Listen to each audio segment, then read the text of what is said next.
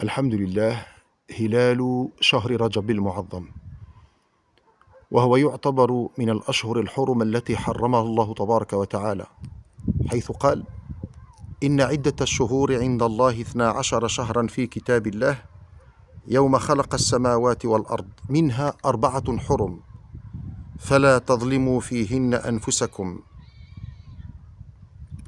فهذا الشهر شهر عظيم عند الله تبارك وتعالى، لأن الله عز وجل يخلق ما يشاء ويختار، كما قال سبحانه وتعالى، فيخلق الأمكنة ويختارها ويفضلها على الأمكنة الأخرى، وكذلك يخلق الإنسان ويفضل بعضهم على بعض.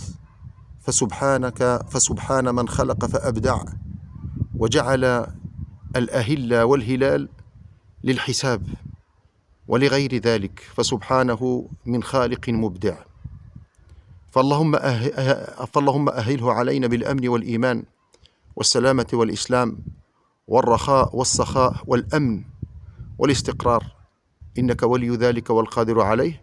واللهم بلغنا رمضان بفضلك وجودك ورحمتك وعفوك، يا خير من دعي ويا خير من أجاب.